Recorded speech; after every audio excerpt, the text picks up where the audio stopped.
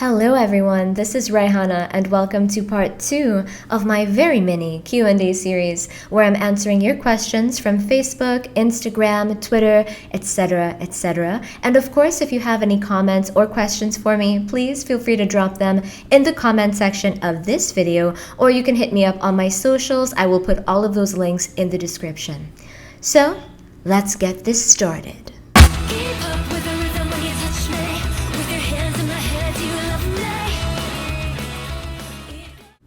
Jumping right into your questions, my first question is from Nisha KH, and Nisha would like to know, when did you know you were going to pursue a career as an artiste, and when was your first public appearance?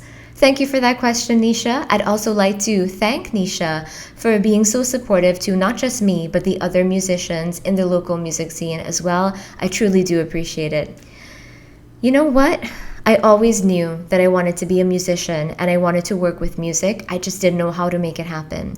When I got into university, I got the amazing opportunity to work on radio, which is a completely crazy story that I will save for another day.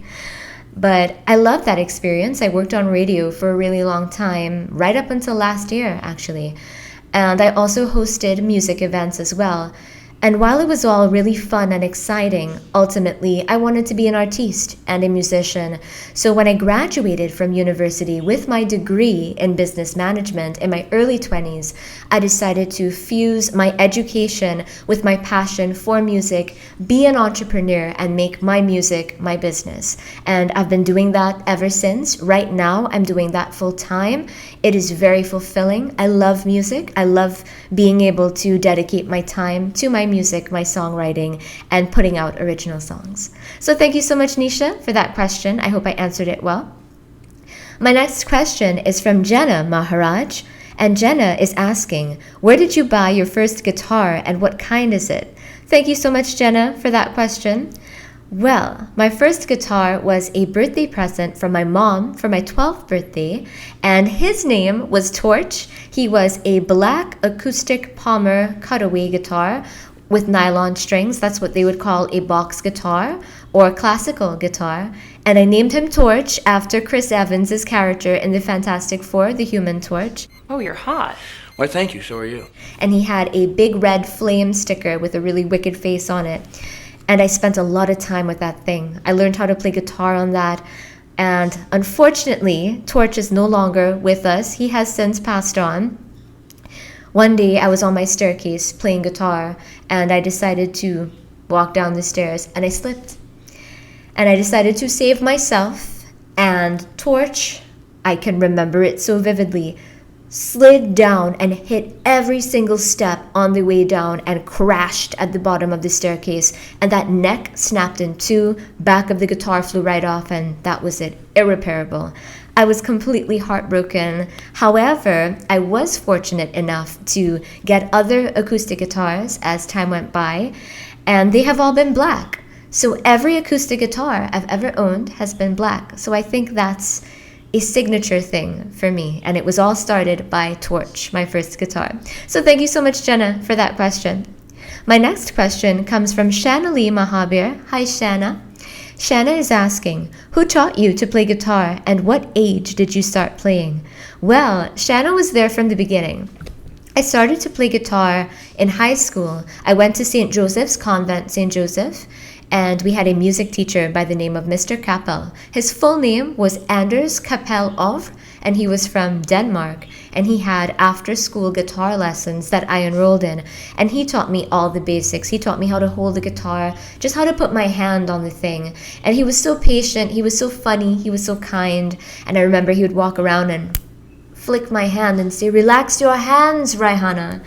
And eventually those classes were great, but I got bored because I was a rebellious teenager and I wanted to do my own thing. So I ended up leaving and going to YouTube to find tutorials on how to play some of my favorite songs.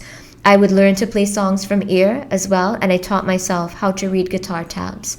So yeah, I was 12 years old and Mr. Kappel taught me the basics on how to play guitar, and then I handled the rest of it. So thank you so much, Shana, for that question, and thank you for being so supportive from the beginning.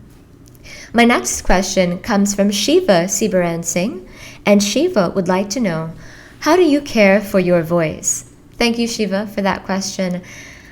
I try to take care of my voice as much as I possibly can. I am very disciplined when it comes to vocal care. I don't ingest any dairy, which is really tough because I love pizza, I love ice cream, but I do what's needed. So I avoid milk as well. I've switched to dairy alternatives. So oat milk is my favorite. I drink almond milk as well. I avoid cold drinks. I sip on warm teas, homemade concoctions, homemade teas. I take vocal rest when needed. If I know I have a performance coming up or a recording, I would stay quiet the day before. I don't consume any stimulants. So that means alcohol. I do not drink alcohol. I don't smoke. I don't smoke anything. I don't drink coffee. I don't drink caffeinated teas. I know some of you must think, is she nuts? She doesn't drink coffee. Bumba, are you nuts? Yes, I am nuts. And I stay away from caffeine as much as I possibly can.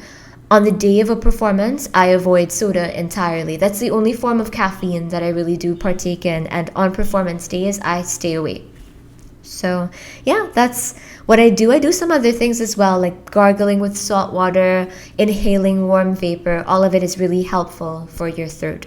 Thank you so much, Shiva, for that question. And of course, what I do for my voice may not necessarily work for everyone, so I urge you to do your own research and find out what works best for you. My next question comes from Katrina Khan Roberts, and Katrina is asking, how do you prepare for and then decompress after a live performance? Any rituals? Yes, there are tons of rituals. I spend a lot of time preparing for shows. As soon as I find out or I take a booking, I start preparing from then. I practice every single day. Practice, practice, practice. I cannot stress that enough. There is no amount of practice in this world that could be enough. No matter what your craft is, music and beyond, practice is the key to truly just perfecting whatever your art is. So I spend hours every single day pacing this house up and down with my guitar in hand, singing my songs, memorizing lyrics, stretching my voice, doing vocal exercises. I have very long sets, so sometimes my performances are 2 hours long nonstop with 30-song sets, and I don't like to look at paper or something to prompt me with song lyrics. I love to know it from the heart and sing from my heart, so I memorize every single thing, and it's so rewarding. I exercise. I try to get myself in good shape, work up my stamina for performances, and then decompressing after a performance.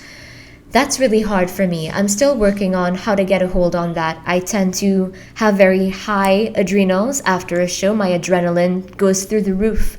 So I try to relax as much as I can. I stay off social media. I don't watch any recordings of myself until I have rested, and then I can jump into all of that. So my heart rate goes up, my adrenals go really high. It's hard to sleep sometimes after a show. Thank you so much, Katrina, for that question. I hope I answered it well. And my final question comes from Stacey T. And Stacey wants to know, what feeling best describes how you feel after you finished performing your songs? I wish I could have ended this on a positive note, but Stacey, I don't have a positive answer for this question.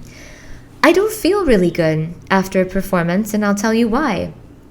No matter what criticism I get from anyone, no matter what anyone says about me, they cannot beat me. I am my own biggest critic. Any negative thing that could be said about me, I have told myself 10 times worse. And it's because I care. I want to do as well in my music as I humanly possibly can. And that involves a lot of self-critique. So when a performance is done and I come off the stage, I think about every possible thing that I could have done better. I could have sang this better. Maybe my technique could have been better here. Did I make a mistake here? I think about every single mistake that I made. And no matter what positive feedback I get, I am so critical of myself. I don't believe any of the positivity. I think about the million ways that I could have made myself better. And one of my best friends usually tells me after a performance, you know, after every show, you get so much better. And I never believe her. But I like hearing that because it lets me know you're improving. And that's all I wish to do, is to just improve after every single show that I have. But you know what? I can end this on a positive note.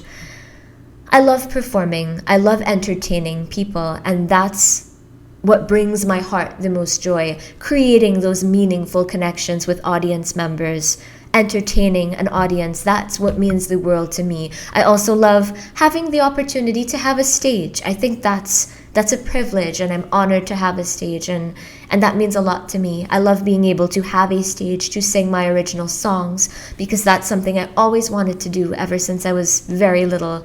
And after a performance, speaking to audience members, meeting you, hearing your stories, taking photos with audience members, that means the world to me. It's creating those relationships, giving people an experience and entertaining them. That's what makes me happiest. That's why I do this in the first place. So I will end this on a positive note. That's what makes me really happy. And otherwise, I'm just very critical of myself after a performance. So thank you for that question. And that wraps up questions for this video. I will probably have one more Q&A video, and I hope you can tune in for that. Hit the subscribe button to subscribe to my channel if you haven't already, and click the notification bell to get notified every single time that I upload a video on this channel. Thank you so much for watching, and I'll see you in the next video. Bye.